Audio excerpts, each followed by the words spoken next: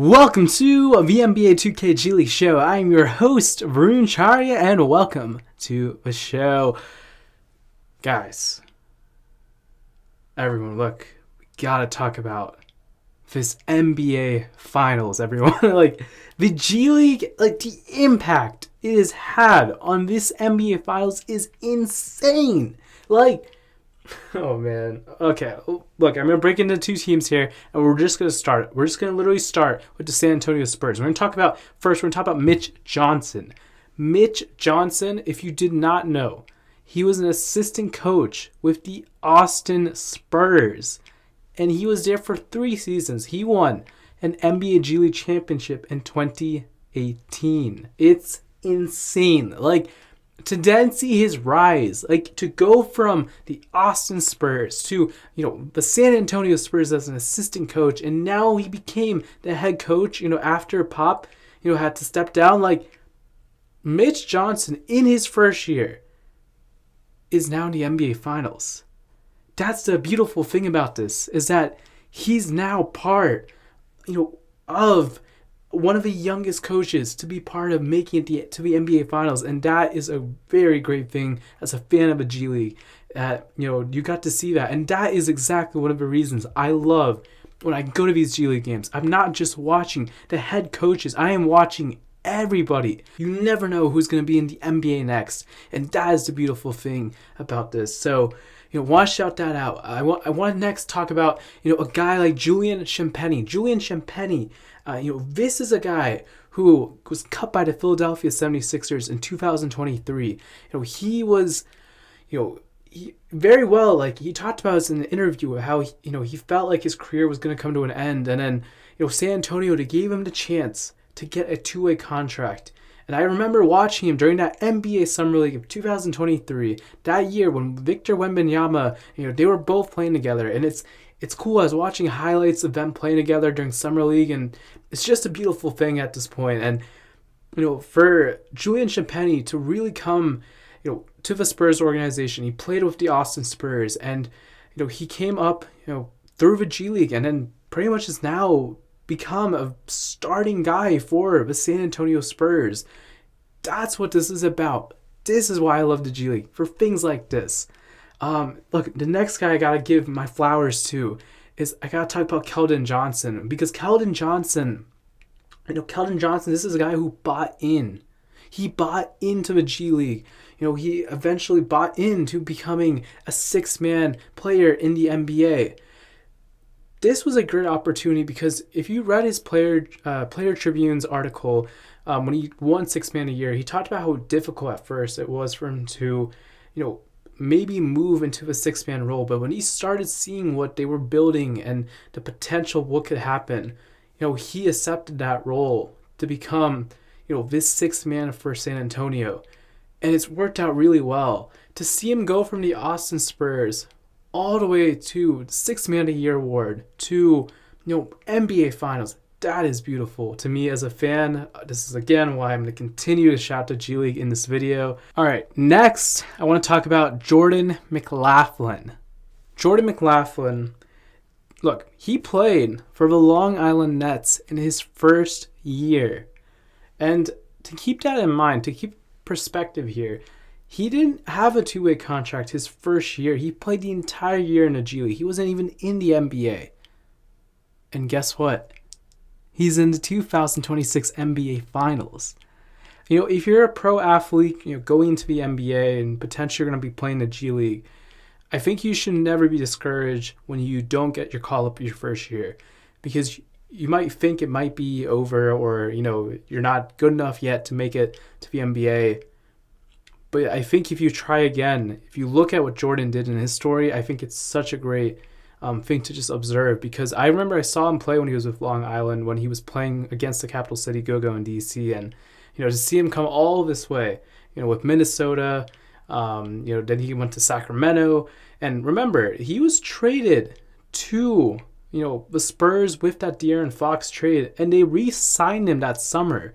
They could have let him go, but San Antonio, they wanted to bring him back. They wanted to bring Jordan McLaughlin back because they saw something, and he was helpful during this NBA, Western Conference Finals because, he was a guy who, when De'Aaron Fox was hurt and they needed a point guard to come in, he was able to do that. And that was the best thing about it.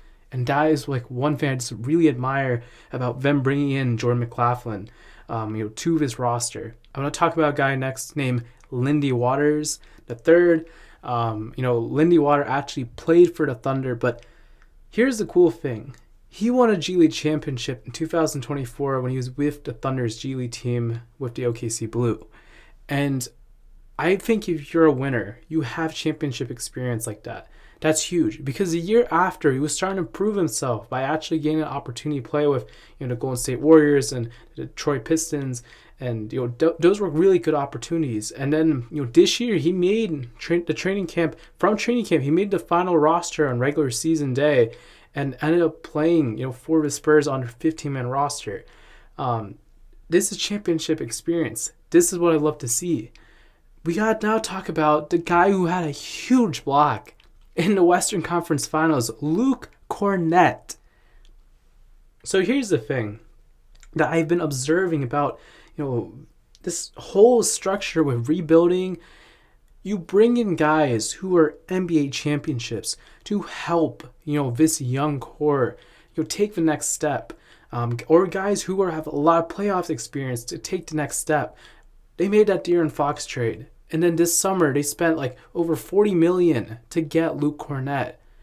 And I remember I saw a really funny tweet. I wish I knew the tweet who said it, but it was like that block was worth $42 million, for Luke Kornet's contract. And honestly, yes, I see it. Like, to see Luke Kornet come from the Westchester Knicks, and he played for the New York Knicks, he played for the Chicago Bulls, he played for the Maine Celtics, then played for the Boston Celtics, won an NBA championship, and now it's going to potentially help San Antonio do the same thing. That is what it is about. As a fan of the G League, that is what I love about this. I'm going to continue to keep saying that. So Luke Kornet, huge game right there when he did that the other day. Let's talk about Carter Bryant. Now, Carter Bryant, he hasn't spent like a whole ton of time in the G League, but he's spent a couple of games. And, in those 2 games, like Carter Bryant, he looked good. They wanted him to go down and work on his offensive game, get some reps in, his conditioning. That's a big thing of it. And it's going to be really interesting to see how he continues to grow. I mean, this is a guy I was really high on coming into the draft, actually. I looked at the game when he played against Duke and how well he was able to guard Cooper Flagg. And I knew he had a very bright future. It made sense they were putting him on Shea. Like, I think he has a very bright future. And I think as he continues to improve his offensive game, he's going to be really good in this league. Okay. And then Mason Plumlee. He spent time in the G League. Technically, it was a rehab game, so we got to talk about him. Like, Mason Plumlee, he was brought on by the Spurs on a 10-day, and then he signed for the rest of the season. Having a guy like Plumlee, he's a vet. He's a vet that can be helpful, for these young Spurs, and I think that's always going to be huge. So I definitely want to shout him out. All right. Now, I do want to talk about the 3 two-way contract guys, in this NBA Finals. Now, obviously, if you're on a 2-way contract, you are not eligible to play in the playoffs and the finals. But I do think it is important to at least shout them out because they are practicing with the team. They're usually part of the scout team. Talk about Harrison Ingram. Talk about David Jones Garcia, who, unfortunately did tear, I think, his ACL, back in January. And, the team kept him, around. And I have a feeling, I don't know if this is actually true. Maybe he is going to get signed with San Antonio on a 15-man roster spot next season. Maybe it's depending on how Summer League goes. You saw him. You saw Emanuel Miller. These are guys that, they're part of the Austin Spurs organization. When you have your 2-way contract guys, I think they're really important because when you have a guy like Carter Bryant who's coming down to get reps, that's huge because, they have to be able to continue to follow that San Antonio Spurs system. That's helping Carter Bryant to develop as a player. When they're following the same system, they're doing the right things that they're supposed to be doing in terms of, running the offense the way it's supposed to be in San Antonio. And so I think those things do, can play an impact. They're obviously practicing a team, but, I want to shout them out because all these guys, they've been really working their butt off in the G League the past, 2 years. And these are guys, they're second year pros, by the way. Like, all guys who came out of the 2024 NBA draft who are, trying to take that next step, to the NBA. And the best thing too is they're getting to experience right now, and that motivation, they're getting a taste of what they need to do to make it, to play in the playoffs next year. And I think that's the great thing, is when you can see these guys get these opportunities, because it's helping them grow as players to know what it's like to be in that environment. All right, now I want to talk about the New York Knicks. Okay, New York Knicks, well, where do I even begin? Let's first talk about Landry Shamet. Now, you're probably wondering, like, Landry Shamet played in the G League? Like, what? The Knicks did something very interesting in the 2024 NBA G League draft. So, Landry Shamet, I believe, had a shoulder injury in 2024 during training camp. And, they didn't want to waive him. They didn't want to lose him outright for, anything. So what they decided to do is they let him rehab with the Westchester Knicks. And I think that was a good opportunity, because he didn't play a lot really till December when he started being healthy again. He played in like the G League showcase. I remember I was at the showcase, and it was cool to see him kind of like, get his shots back in, get his rhythm back up. Like, that was a really good thing, I think, that they did. Leon Rose, like, again, props to him. That was a huge thing that they did back then, and I think that really worked out well. And, the impact of bringing in a guy like Landry Shamet, because, he's able to just be around like a guy like Kevin McCullar Jr., and, I think that's huge. I definitely think that's huge. And I want to shout out Mike Brown, because, yes, even though Mike Brown isn't technically like, was in the G League or anything as a coach, he was willing this year, unlike Tibbs, where he was actually playing more guys, like who were probably on the, lower half of the roster. And I remember when he would play like Chimiz Mitu when he was with Sacramento Kings, like Mike Brown gave minutes sometimes to Kevin McCullar Jr. and, sometimes gave minutes to Ariel Hukporti. I remember even during the preseason, they were trying out Pacome Dadiet. Like, it's nice to know that Mike Brown was willing to try some things out. Even giving minutes to, Mohamad Diawara. Like, it was huge that Mike Brown did that. So I do want to shout that out about Mike Brown. For Mohamad Diawara, he spent a few games with the Westchester Knicks, and, he looked good. I think you can tell that the goal was just for him to continue to grow on his, offensive game. He moves well defensively, but the thing is, offensively is that where they want him to continue to get better. And so I think those opportunities when he was able to play more with New York and then, spend some times with Westchester was a really good opportunity at the end of the day. Let's talk about a guy like Tyler Kolek. Like, Tyler Kolek, the guy who's one of the biggest factors, like, during that NBA Cup finals, like, he was huge. And, for Tyler Kolek, like, look, I will say, as a fan of 2K and what this channel is, if you play against Tyler Kolek in NBA 2K, it is very hard, because he's very skilled. And I think in real life, he is incredibly skilled as a basketball player. And, I'm really excited to see where his career goes. Hopefully as he continues, maybe he'll get some opportunities. You never know, like, what happens, in the playoffs and the finals. You just never know. And so these are important things for these guys, because they have to be stay-ready guys. Like Pacome Dadiet, another guy who has had to spend a lot of time the past 2 seasons in the G League. And, we'll see kind of what happens with his career after this year with the Knicks. But, he's a guy who I think has made improvements from what I've seen before when he was in the draft process to, like, where he's at now. And that's, a nice thing, too, about Pacome Dadiet.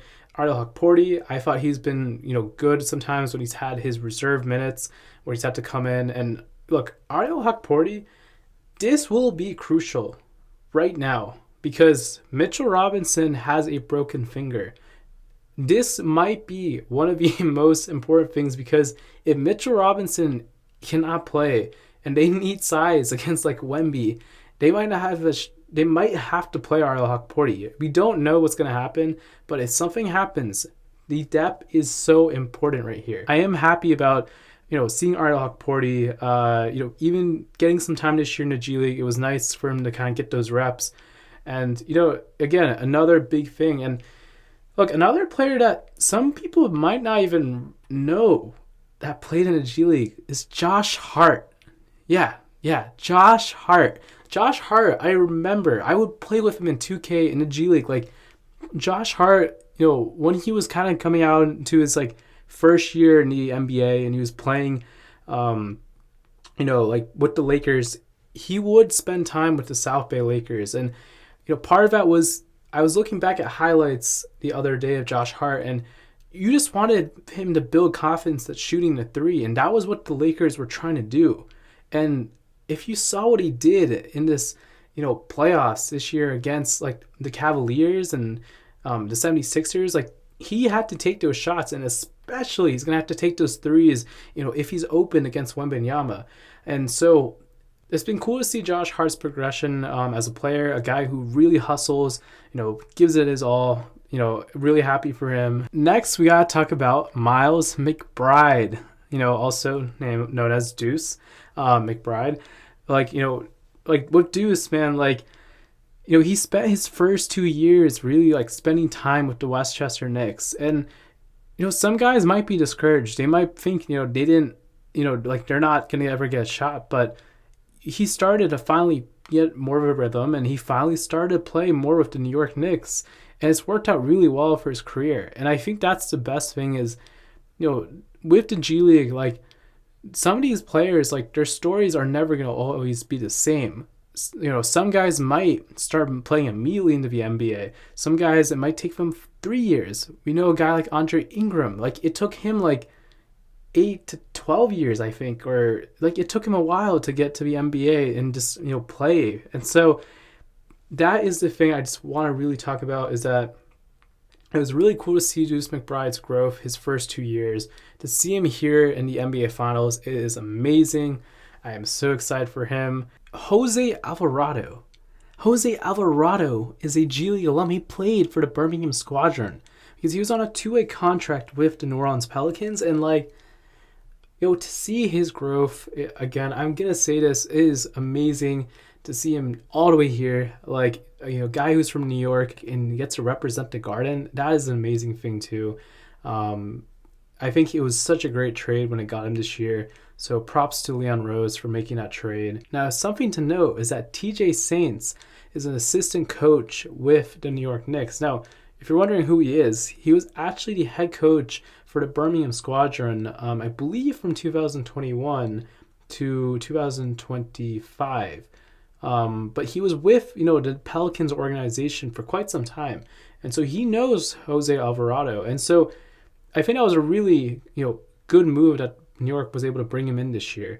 And then we got to talk about Jordan Clarkson.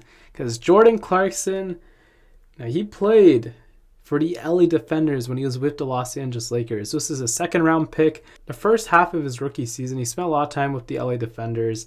And then the second half, he got to spend a lot more time with the LA Lakers. And so, Jordan Clarkson, I think it's been cool to see how he's evolved as a player. He's played for a lot of different teams his career. He played for the Cavaliers. He was obviously with the Lakers. Then he was with the Jazz. And then, after that ended, he then joined the New York Knicks this past summer because he was recruited by his former Laker friend, Josh Hart. So that was a cool thing. I think that, to see those guys kind of reconnect, it was an amazing thing this year to witness. And, just go Jordan Clarkson. So, yeah. And now I want to talk about the 3 two-way contract guys, Kevin McCullar Jr., Dillon Jones, and Trey Jemison. Look, Trey Jemison, this guy is a beast on the boards. Sometimes he had to actually play the season. When, Mitchell Robinson was hurt or Towns was hurt, they had to, bring him in. And that was really good depth, I thought, by New York. Kevin McCullar Jr., like I said, he got some times where they actually had to play him. They would have even put him in the last 7 seconds. He wasn't even expecting it, and they called his number, and he was ready to go. And then next we got to talk about Dillon Jones. Now, Dillon Jones, he hasn't really spent a lot of time with the New York Knicks. He was more brought on, and he spent a lot of time with the Westchester Knicks. But look, I'm going to continue to say this like I did with the Spurs. when you have your 3 two-way contract guys, who are running the New York Knicks system with Westchester, then you get guys who are sent, to the Westchester Knicks, like Tyler Kolek or Ariel Hukporti, and they need to get some run, or Mohamad Diawara. Like, it is very important that these 3 two-way contract guys are running this New York Knicks system. It's helping these guys who are, playing with Westchester continue to, keep the offense fresh in their mind, and continue to get reps and conditioning. Like, that is important. And I think you finding guys who know their role and, can do what the offense is that the New York Knicks run, I think that's huge. So want to shout them all out too. Dillon Jones, he was the number 1 pick in the 2025 G League draft. So cool to see him actually up now with the New York Knicks. Last year, technically won the championship with OKC. So maybe you'll get 2 championships. Let's see. And that is it, because this is what it's about. To see, the impact of what the G League does for the NBA, and then to see these players on the big stage all the way in the NBA Finals, pursue their dreams, and they're there, like they're in the NBA Finals. Like, it's awesome. As a fan, like for me who grew up on the G League, this is what it's about. So, let me know who you think in the comments is going to win this NBA Finals. Who's somebody maybe from like the G League, alumni who you're really excited to watch in the NBA Finals. Like, do let me know in the comments down below. Obviously, if you watch this video, feel free to subscribe, like, or dislike, because hey, you do you. So this is the NBA 2K G League show. I'm your host, Varun Charya, and peace.